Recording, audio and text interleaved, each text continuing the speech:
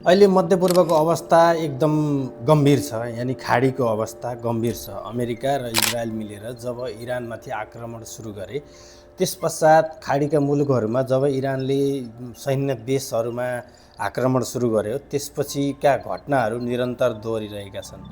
करिब 1 महिना लामो यो युद्ध चलिरहँदा पनि रोकिने काहीँ छाटकाट छैन।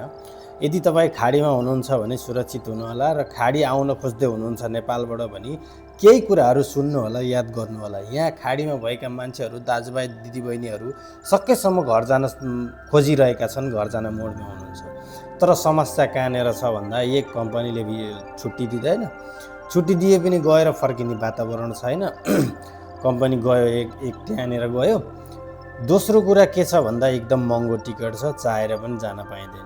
नेपालीहरूको समस्या भनेको यो पैसाकै समस्या हो, कि त पैसाकै समस्या हुन्छ कि त केहीको समस्या हुन्छ। गयो भने 2-4 महिना पैसा 2-4 महिनालाई खान पुग्ला, फर्केर आएर गर्न सक्ने वातावरण छैन, अथवा नेपालमै गएर पनि गर्छु भन्ने आफूसँग आर्थिक रूपमा छैन। यदि गएन भने पनि यहाँ बस्न सक्ने वातावरण सिर्जना छैन। अहिलेको कन्डिसन यस्तो गाह्रो छ। अब नेपालबाट आउनको लागि अब सुरक्षित ठाउँमा भएको मान्छेहरू यहाँ आउँदाखेरि गाह्रो, झन् गाह्रो कन्डिसन छ। एक त टिकट छैन, अर्को कुरो कामको चाप, काम कम हुँदै गएको छ। मान्छेहरू बसाइसराई गरेर बाहिर गइसके यहाँका लोकलहरू भन्नेसम्म न्युज आएका छन्। अब बाहिरी रूपमा कामदारहरू पनि धेरै जसो पहिला छुट्टीमा गएका, रमजान ईद भएको कारणले अब त्यसपछि फर्किन नपाएको गतिविधि छ। अहिले केही एयरपोर्टहरू, खाडी मुलुकका केही देशका केही एयरपोर्टहरू खुलेका छन्, तर सबै ठाउँतिर सबैतिर खुलेको छैन।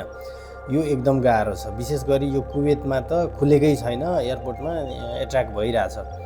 अब यहाँ महँगिँदैछ, खानाको आइटमहरू महँगिँदैछ, कसरी बस्ने के गर्ने भन्ने कुराको कुनै निर्क्युल र कुनै अवस्था, कुनै नयाँ निर्णय छैन।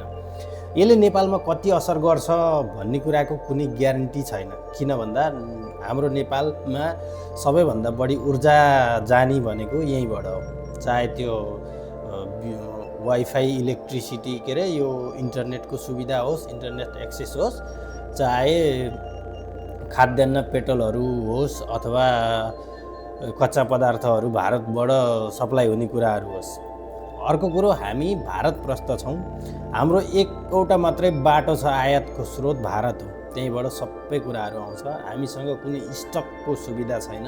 हामीसँग 10-15 दिनभन्दा बढी तेल स्टक गर्न सक्ने क्षमता छैन। ग्यासको त अब स्टकको कुरै छैन, अहिलेबाटै आदि बेच्न थालेको छ सरकारले। र नेपालमा पहिल्यैदेखि पनि कुनै प्री प्लानहरू अब 1, 2, 3 ABC, यो भयो भने यो के गर्ने, यो भयो भने के गर्ने भन्ने कहिले पनि प्लान बनाउन नसकेको हाम्रो देश अहिले बनाउने कुरै भएन। देशको त्यो कारणले गर्दा नेपालमा सबैभन्दा बढी गाह्रो हुने अवस्था छ। अब यहाँको मान्छेहरू फर्किन पाउने नपाउने भन्ने कुराको पनि ग्यारेन्टी छैन। अब यिनीहरूको युद्ध कहाँसम्म कसरी जान्छ, कसरी लान्छन् भन्ने कुराले त्यो बुझ्नै बाँकी छ। अब त्यो कहिले हुन्छ के हुन्छ, बाँकी कुरा नर्मल कन्डिसन छैन। कन्डिसन एकदम अप्ठ्यारो परिस्थिति छ, बजिरहेछन्। अझ मौसम पनि यही बेलामा फेरि खराब हुँदै गइरहेछ क्या। मौसम पनि यही बेलामा खराब भएको छ, पानी परेको छ, बाटोहरू बन्द भएको छ, एयरपोर्ट त त्यसै बन्द भएको छ। त्यसमाथि यिनीहरूको इकोनोमिक क्राइसिस आउनेवाला छ। यो युद्ध अझै कम्तीमा पनि 1 महिना जति लम्बिएर चल्यो भने इकोनोमिक क्राइसिस आउनेवाला छ खाडी मुलुकहरूमा। एकदम गाह्रो कन्डिसन। अब हाम्रो देशको अवस्था त भनेर साध्य छैन। हामी सबैभन्दा बढी निर्भर भएको देशै खाडी मुलुक हो। अब खाडी मुलुकमा नै क्राइसिस आउन थाल्यो, खाडी मुलुकमै प्रब्लम हुन थाल्यो भने हाम्रो विकल्प पनि छैन। अनि हाम्रोमा स्टक पनि छैन, हाम्रोमा न रोजगार छ, न हाम्रोमा विकास छ, न हाम्रोमा आर्थिक सम्पन्नता छ, न हामीसँग कुनै सोर्सहरू छ, तेल ग्यासहरू उत्पादनका सोर्सहरू छ, केही छैन। एउटा मिथेन ग्यासको त्यो दैलेखमा उत्खनन मात्रै छ भन्ने पत्ता मात्रै लागेको छ। त्यो उत्खनन गर्ने, प्रशोधन गर्ने, त्यसको टाइमिङ कहिले हो अब त्यो थाहा छैन। अब त्यो विशेषज्ञहरूको टोलीले गर्ने कुरा होला, हाम्रो टोलीले अब गर्दैन। त्यसकारण अहिलेको अवस्था, अहिलेको परिस्थिति सोचेको भन्दा भयानक हुनेवाला छ। अब आफ्नो ख्याल गर्नुपर्ने अवस्था छ। अमेरिकाले अब अहिले हार मान्ने अवस्था छैन। अमेरिकाले हार्दैन। अब अमेरिका विश्वको शक्तिशाली देश भइहाल्यो। इरानले त्यत्तिकै हार्नेवाला छैन। उसले उस्तै परे 2-4 वर्ष हामी लड्न सक्छौँ भन्ने क्यापेसिटी देखाएर बसेको छ। त्यसकारण अवस्था गम्भीर हुँदै गएको छ। अब यसको उपाय के छ, यसको समाधान के छ भन्ने कुरा न हाम्रो सरकारले बुझेको छ, न हाम्रो कुनै त्यो टोली विशेषज्ञहरू नै छ, न यो खाडीमा उद्धार गर्नुपर्छ, यहाँ भएका मान्छेहरूलाई ल्याउनुपर्छ भन्ने न केही छ। एक त हामीसँग जहाज छैन, हामी भारत प्रस्त सबै कुरा बाहिरबाट आयात गरेर चलेको देश।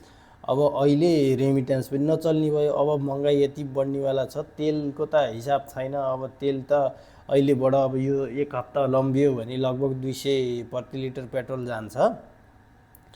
अनि त्यति भएपछि त महँगाईको त हिसाब छैन। त्यो महँगाईले गर्दा पेट्रोल महँगिएपछि अब एरोप्लेन भाडाहरूदेखि लिएर सबै महँगिन्छ, खाद्यान्न महँगिन्छ। त्यसपछि विकल्पविहीनहरू बस्ने हो, हामी विकल्पविहीन भएर। तर यो खाडीमा बस्नेहरूलाई चाहिँ कुनै पनि